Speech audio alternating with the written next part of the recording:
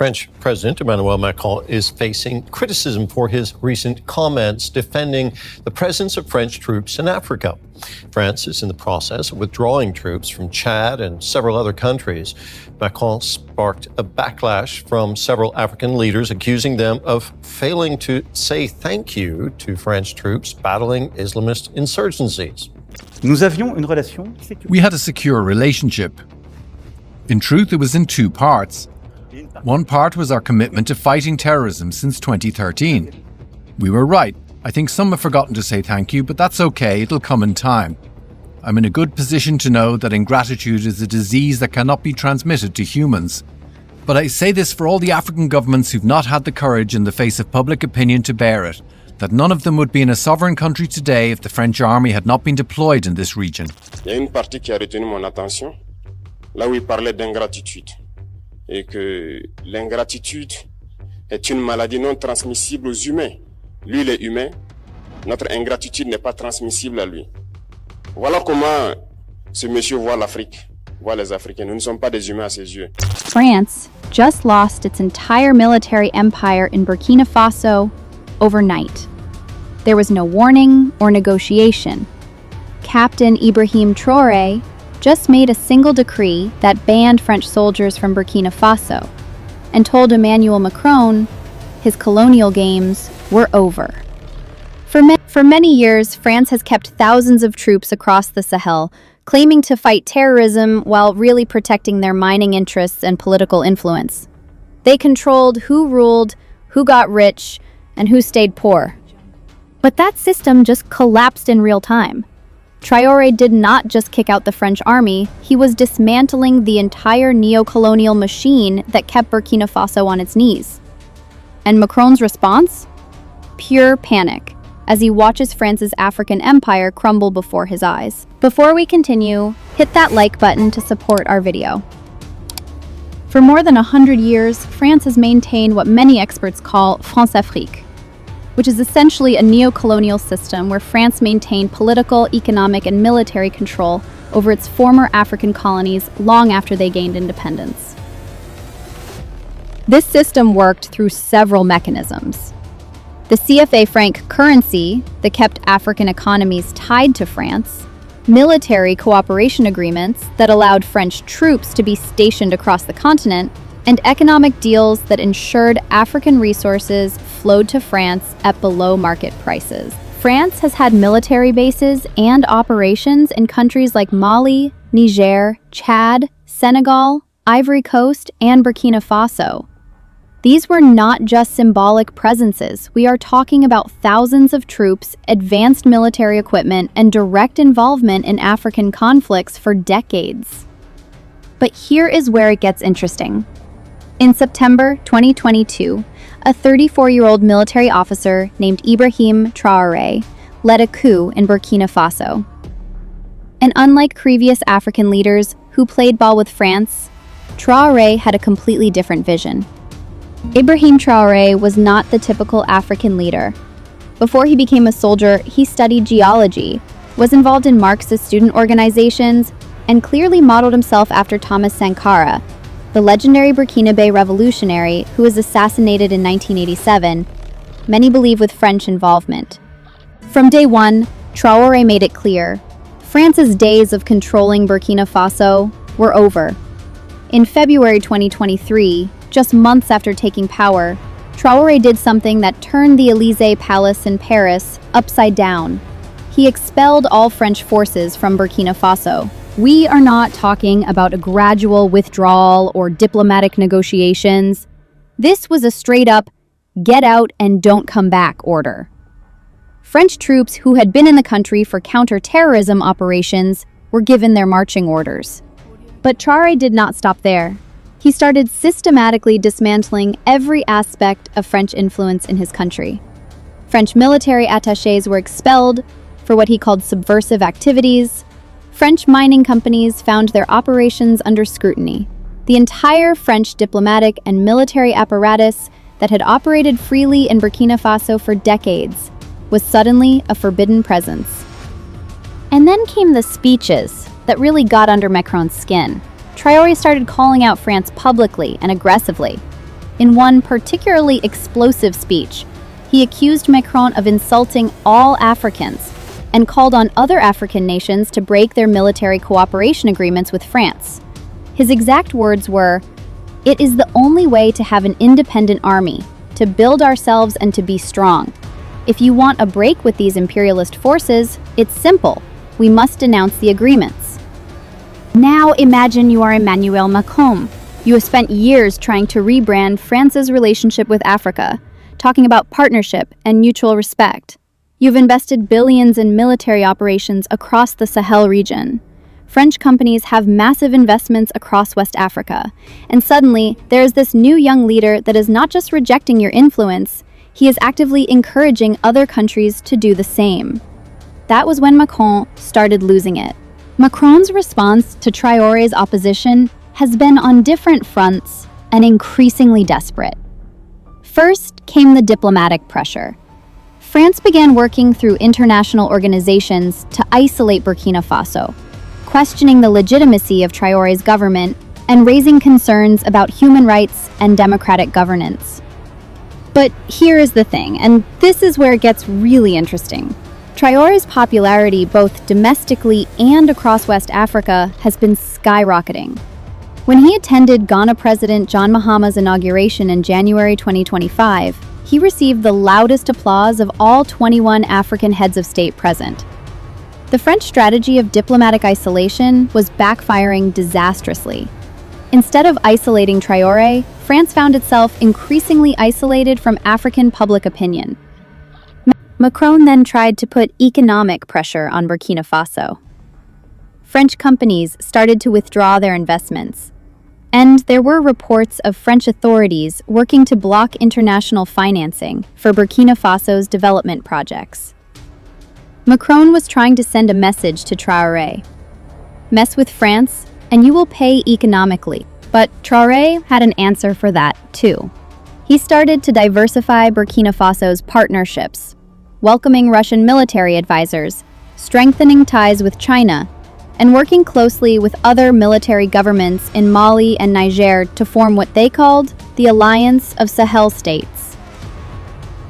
This Alliance of Sahel States is particularly important because it represents a coordinated effort by three countries, Burkina Faso, Mali, and Niger, all of which have expelled French forces and are working together on security and economic cooperation. It is essentially a direct challenge to French dominance in the region.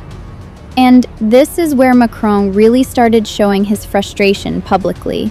National chef half sovereign. What Macron probably did not anticipate was how Traoré's example would inspire other African countries. The unfolding consequences have been incredible to observe. Mali had already been moving away from France before Traoré came to power, but his success accelerated their timeline.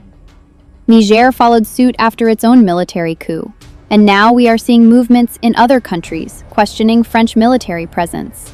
Senegal announced that French forces would leave by September 2025. Chad has been reconsidering its agreements. Even traditionally pro-French countries are starting to ask difficult questions about the terms of their relationships with Paris. For France, this represents nothing short of a critical crisis for their global influence. This could be the potential end of France Afrique, a system that has been important to France's ability to punch above its weight economically and geopolitically. The economic implications are scary for France. French companies have billions of dollars in investments across these countries. France imports massive amounts of uranium from Niger, gold from Mali and Burkina Faso, and various other resources. The CFA franc system, which allows France to influence monetary policy across 14 African countries, is under threat.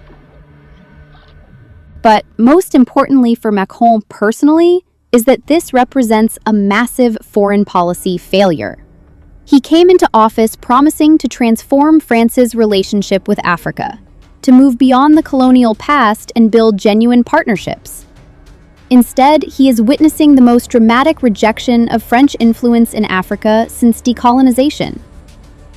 What makes Ibrahim Traoré particularly dangerous from France's perspective is that he is not just an anti-French leader. He is a sophisticated strategist who understands both domestic and international dynamics. Domestically, Traore has tapped into genuine grievances about French influence that have been building for years. Despite French military presence, security in the Sahel has worsened significantly. Jihadist groups have expanded their operations, and many Africans began questioning what French forces were actually accomplishing. Traore's message is simple, but powerful. We have tried the French way for decades, and look where it got us. It is time to try something different.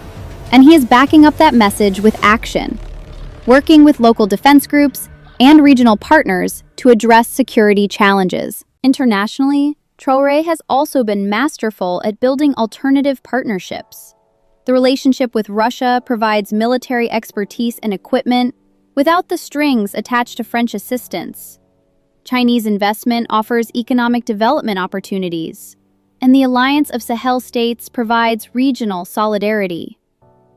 But more brilliantly, Traore has framed his actions not as anti-French racism or xenophobia, but as pro-African true independence. His speeches consistently emphasize themes of independence, self-determination, and Pan-African unity. This messaging resonates not just in Burkina Faso but across the continent. He has also been smart about timing. By extending his military government's mandate until 2029, he has given himself time to implement his vision while avoiding the pressures of electoral politics that might force compromises with French-aligned interests. This confrontation between Macron and Traoré represents something much bigger than just bilateral tensions between France and Burkina Faso. We are witnessing a fundamental shift in global power dynamics that has implications far beyond West Africa.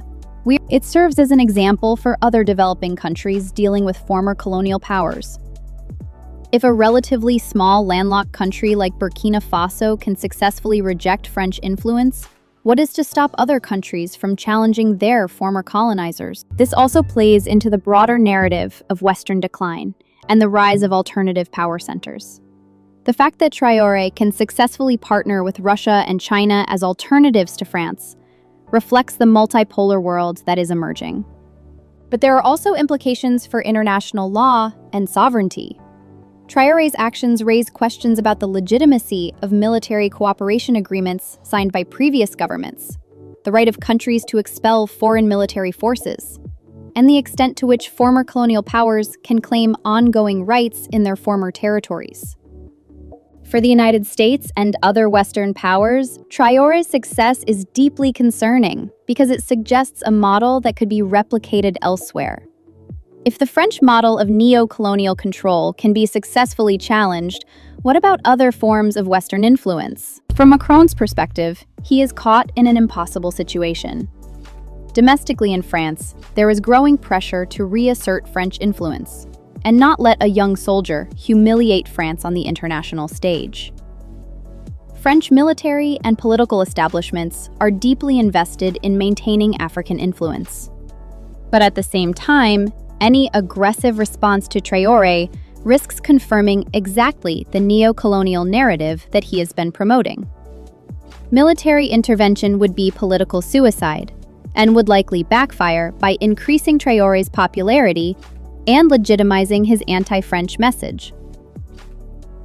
Economic pressure has limited effectiveness when Traoré has alternative partners willing to step in. And diplomatic isolation does not work when the target of isolation is more popular internationally than you are. This leaves Macron with few good options. He can try to wait out Traoré's government, hoping that economic difficulties or security challenges will undermine his popularity. He can work through international organizations to apply pressure, or he can try to find face-saving compromises that might salvage some French influence develop. But none of these options address the fundamental problem. The model of France-Afrique that France has relied on for decades is collapsing. And there is no obvious replacement that maintains French advantages while addressing African grievances. What makes this clash particularly compelling is the personal drama between these two leaders. On one side, you have Emmanuel Macron, a 47-year-old former investment banker who came to power promising to modernize France and its international relationships. He is classy, well-educated, and represents the French establishment. On the other side, you have Ibrahim Traoré, a 37-year-old geologist turned revolutionary, who clearly models himself after anti-colonial heroes and speaks the language of liberation and true independence. He represents a new generation of African leadership that is not intimidated by former colonial powers. The generational and ideological clash is clear. Macron represents continuity with the post-colonial order, even if reformed and modernized. Traoré represents a complete break with that order and the creation of something entirely new. Their public interactions have been fascinating to watch. Macron has tried to maintain diplomatic language while clearly being frustrated and angry. Traoré has been direct, unapologetic, and mostly provocative in his criticism of French policy. This personal dimension makes the conflict more than just a policy disagreement. It has become a battle of wills and perspectives that is playing out on the international stage. So where does this all lead? The conflict between Macron and Traoré is far from over, and the implications will likely extend well beyond both of their terms in office. In the short term, we can expect continued tensions as France tries to limit the damage from its loss of influence in the Sahel. There will likely be more diplomatic pressure, more economic restrictions, and more attempts to isolate the alliance of Sahel states internationally. But the broader trend seems clear. The era of automatic French dominance in West Africa is ending. Whether Traoré personally succeeds or fails, he has already demonstrated that French influence can be successfully challenged, and that alternative partnerships are possible. For other African countries, this creates both opportunities and pressures. The success of Burkina Faso, Mali, and Niger in distancing themselves from France will encourage similar movements elsewhere. But it also means these countries will need to prove that their alternative model actually works better than the French system. The big question is whether this represents a temporary setback for French influence that can be recovered, or a permanent shift in the balance of power. Given the demographic and economic trends in Africa, combined with the rise of alternative global powers, it seems likely that French influence will continue to decline, regardless of short-term political changes. For global observers, this conflict represents a smaller part of broader changes in international relations. The post-World War II order that gave former colonial powers special privileges in their former territories is being challenged, and new models of international relations are emerging. The confrontation between Emmanuel Macron and Ibrahim Traoré is about much more than just two leaders or two countries. It is about the end of one era and the beginning of another. It is about whether the colonial past will continue to shape the post-colonial present, or whether new forms of sovereignty and independence are possible. What we are witnessing is not just France losing influence in West Africa. We are witnessing the potential collapse of an entire system of international relations that has persisted for over half a century. Traoré has already achieved something remarkable. He has shown that French dominance in Africa is not inevitable, that alternatives exist, and that successful resistance is possible. Whether his specific model succeeds long-term is less important than the example he has established. For Macron, this represents the greatest foreign policy challenge of his presidency. How he responds will shape not just France's future relationship with Africa, but France's role in the world more broadly. This story is far from over. Traoré has extended his mandate until 2029, meaning we will be watching this drama play out for years to come. The implications will extend far beyond Burkina Faso and France, potentially reshaping international relations across the developing world. What do you think? Is Traoré a liberation hero challenging outdated colonial relationships, or a destabilizing force underestimating international cooperation? Are we witnessing the end of France-Afrique, or just a temporary setback for French influence? Let me know your thoughts in the comments below. And if you found this analysis valuable, don't forget to subscribe and hit the notification bell because we will be following this story as it develops, along with other geopolitical shifts that mainstream media is not covering in ways most people don't fully understand yet.